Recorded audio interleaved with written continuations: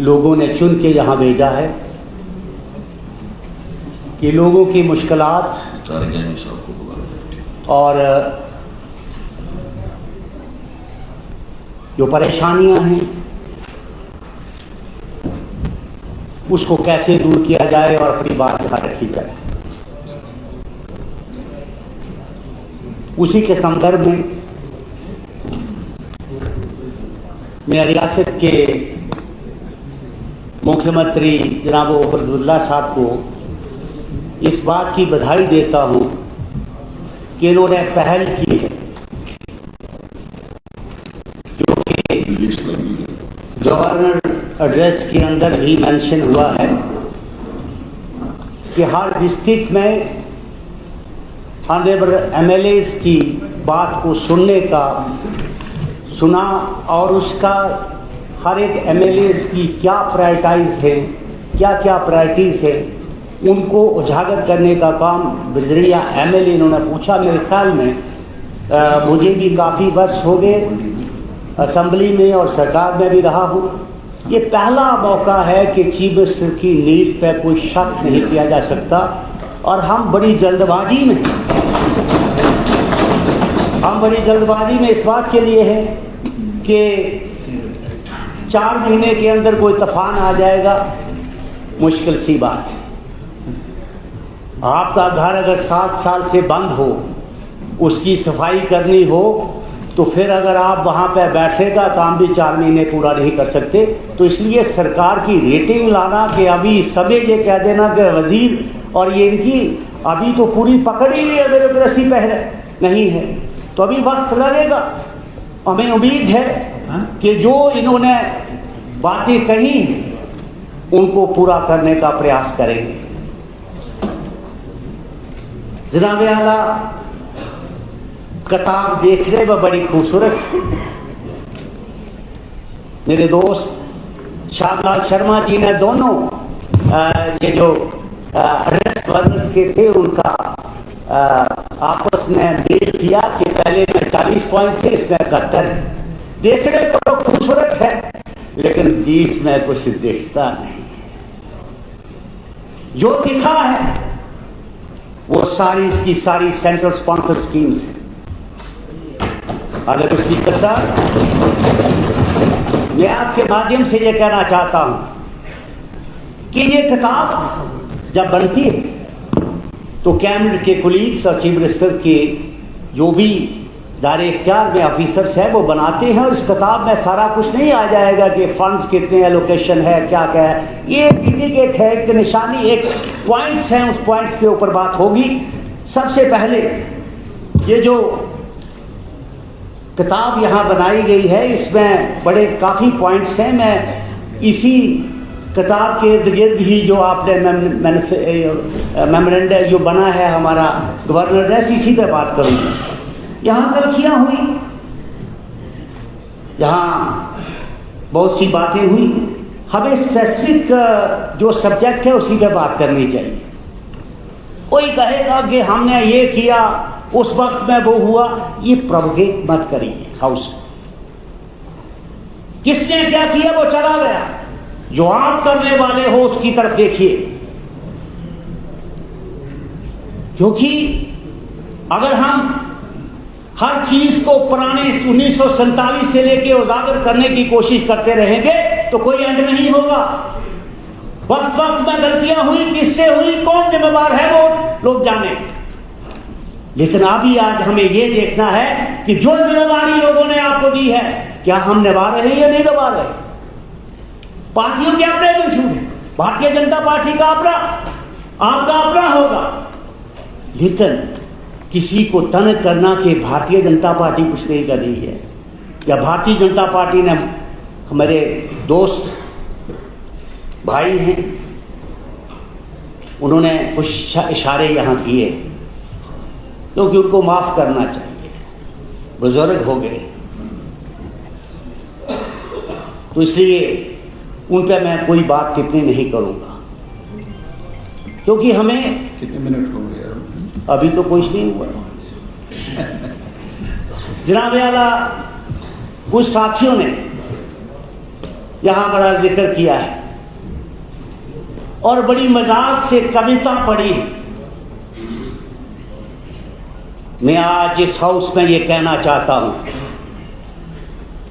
5 अगस्त 2019 को जो 370 और 35 ये हटा है, जम्मू कश्मीर की तकदीर और तस्वीर बनी है। ये मैं आपको कहना चाहता हूं।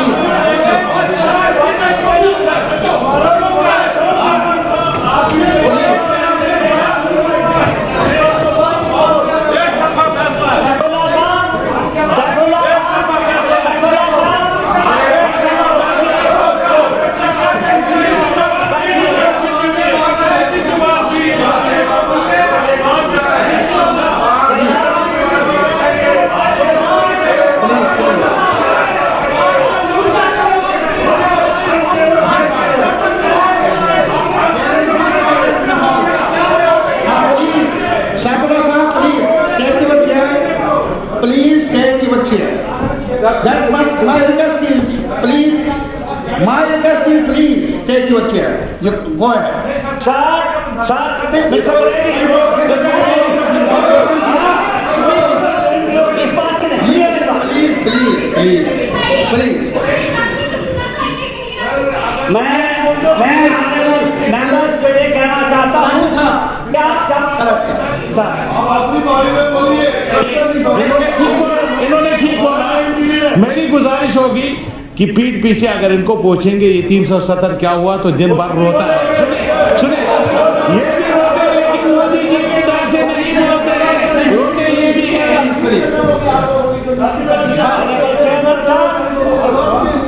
ऑनरेबल चेयरमैन साहब, कराची साहब, हो सकता है ना मैं किसी को तंग करता हूं, मेरा शुरू से प्रैक्टिस रही है और मैं एक डिसिप्लिन आदमी हूं। मैं जो बात करने आया हूं, जो पार्टी का मकसद है, मैं जो रखूंगा। मेरा हाथ है बोलना, मेरा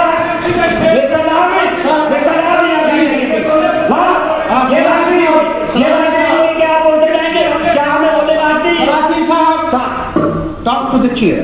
सर, मैं इनको कहिए कि मैं बात करके चुप रहे। This is the house. ये प्ले फील्ड नहीं है, मेहरबानी कर लीजिए प्लीज।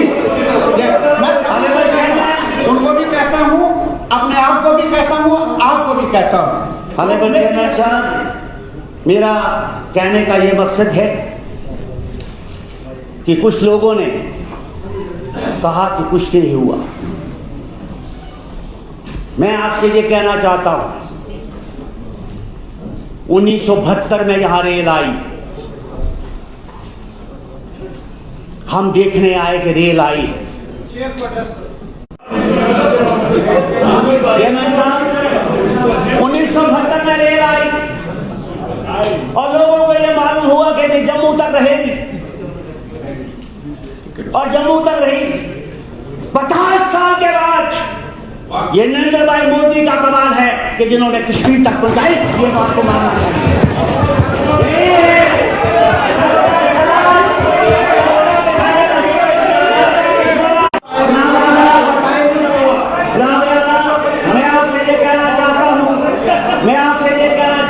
आपके 10 मिनट हो गए प्लीज। ऐसे नहीं होता है, चेयर से decide about the time that has been decided by the honorable speaker. That's what I am conveying to you, sir. Please. मैं आपसे ये कहना चाहता हूं कि जम्मू में, कश्मीर के अंदर एम्स का बनना IIM आना, IIT आना, यहाँ पे यूनिवर्सिटी का बनना, यहाँ पे आपकी रोड कनेक्टिविटीज का बनना, नेशनल हाईवेज का बनना, रिंग रोड का बनना, टनल का बनना, कश्मीर से लद्दाख को जोड़ने का काम अगर किसी ने किया है तो नहीं प्रायोरिटी की जाती है, इसको बात को मानना चाहिए। बोले बेसिकली जो मैं सेंट्रल स्प्रिंग्स का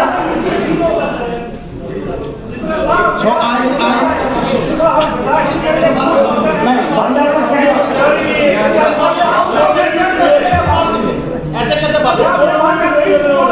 आई एम सॉरी, मुझे मजबूरन ये कहना पड़ेगा कि nothing is to be recorded in such a situation. Please don't सवाल इस बात का है कि यहाँ पे इस किताब में जिक्र हुआ, इस किताब में जिक्र किया गया है कि मीटरिंग की बात की गई है कि 100% मीटरिंग के हक में हम भी हैं। मैं वज़ीर आला का तवज्जो यहाँ पे चाहता हूँ कि अगर 100% मीटरिंग के लिए हम इसके खिलाफ नहीं, ये होनी चाहिए, लेकिन जो एक बल्ब या 2 बल्ब का इस्तेमाल करता है उसका लाखों रुपए का पेंडिंग जो पैसा है देने वाला, उसको एक दफा MST ला के खत्म किया जाए ताकि लोगों को राहत मिल सके। दूसरी बात सर कि राशन कार्ड का इशू आप सुनते नहीं है। Please sir, I request you, कई बार मैंने कहा आपका टाइम हुआ, इसलिए बमेहरबानी आप तशरीफ रखिए। पार्टी का time I have to decide here, किस पार्टी को कितना टाइम है, कब किसको टाइम देना है। आपके लिए टाइम अलॉट किया है ऑनरेबल स्पीकर ने, उससे ज्यादा टाइम लिया आपने, बहुत अच्छा किया।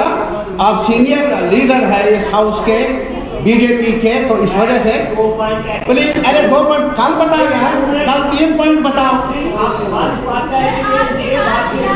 नहीं, आप ये खुद बोलेंगे। प्लीज प्लीज प्लीज, अरे ऐसे थोड़ा है कि आप अलग से सेशन बना there is a diagram, there is a norm for functioning of this house.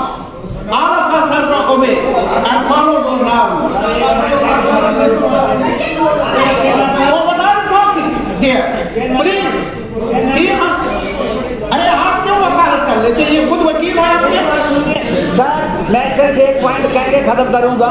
सबसे बड़ा मेन इशू रियासत जम्मू कश्मीर में है सर, जिसका जिक्र यहाँ इस किताब में नहीं किया गया, वो ये है राशन कार्ड का इशू, जो आज ना डिलीशन हो सकती है ना मेरा राशन कार्ड बन रहे हैं। तो मेरी CAPD मिनिस्टर से ये दरख्वास्त होगी कि मेहरबानी करके इसके अंदर जल्द से जल्द कार्रवाई करें ताकि लोगों को इसकी राहत जो है वो मिल सके। तीसरी बात जो इंडस्ट्रीज की है, यहाँ पे 2,500 समथिंग करोड़ जो रुपीज है वो इंडस्ट्रीज के लिए यहाँ आया है। मेरी चीफ मिनिस्टर साहब से ये रिक्वेस्ट है कि मेहरबानी करके जो एग्जिस्टिंग इंडस्ट्रीज है उसको बचाने का काम करिए, क्योंकि वही एक इंडस्ट्री ऐसी है जो एम्प्लॉयमेंट देती है और जो आज दे रही है, उसको बचाने का काम करें। जो पुरानी इंडस्ट्रीज है नहीं कब रहेगी कब चली जाएगी कोई पता नहीं, इसलिए जो भी इंडस्ट्री यहाँ आए इंडस्ट्री में इसका फर्ज है कि उसमें मैं आपने मुझे वक्त दिया, मैं आपका बहुत बहुत धन्यवाद करता हूँ। धन्यवाद। बशीर साहब, डॉक्टर बशीर साहब।